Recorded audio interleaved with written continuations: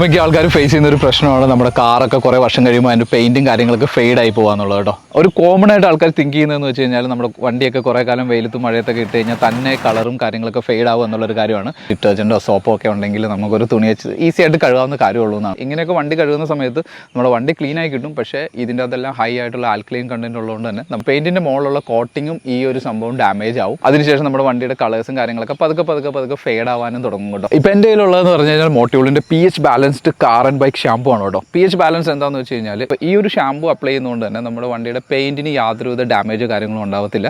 അതുപോലെ തന്നെ നമ്മുടെ പെയിൻറ്റിന് ഒരു എക്സ്ട്രാ ഗ്ലോസിനെസ്സും കൂടെ ഈ ഒരു ഷാമ്പു പ്രൊവൈഡ് ചെയ്യും കേട്ടോ. ഇത് കണ്ടപ്പോൾ നിങ്ങൾക്ക് നോക്കിയാൽ കാണാൻ പറ്റും, ഈ സൈഡിലെല്ലാം കുറേ അധികം ഡേർട്സും കാര്യങ്ങളെല്ലാം ഉണ്ടാവും. ഈവൻ ഞാൻ അധികം എഫോർട്ട് പോലും ഇട്ടിട്ടില്ല. ജസ്റ്റ് ഈ ഒരു ഫോം അപ്ലൈ ചെയ്തു, പ്രഷർ വാഷ് വെച്ച് അടിച്ച് കഴിഞ്ഞു, നമ്മുടെ കാർ ക്ലീൻ ആയിട്ടിരിക്കുന്നു കേട്ടോ. നമ്മുടെ വാഷ് കഴിഞ്ഞിട്ട് നമ്മുടെ കാർ ജസ്റ്റ് ഉണങ്ങിയിട്ടേ ഉള്ളൂ. അപ്പോൾ നിങ്ങൾക്ക് നോക്കിയാൽ തന്നെ കാണാൻ പറ്റും ഇതിൻ്റെ അകത്തൊരു ഓയിൽ കണ്ടൻസോ ഗ്രീസ് കണ്ടൻസോ അങ്ങനത്തെ ഒരു കാര്യങ്ങളും തന്നെ ഇല്ല. നിങ്ങളും നിങ്ങളുടെ വണ്ടി എപ്പോഴും പുതിയതുപോലെയൊക്കെ കാണാനായിട്ട് ആഗ്രഹിക്കുന്നുണ്ടെങ്കിൽ തീർച്ചയായിട്ടും നെക്സ്റ്റ് ടൈം വണ്ടി വാഷ് ചെയ്യുന്ന സമയത്ത് ഡെഫിനറ്റ്ലി PH ബാലൻസ്ഡ് ആയിട്ടുള്ള ഒരു ഷാമ്പു യൂസ് ചെയ്യാനായിട്ട് ഓർക്കുക.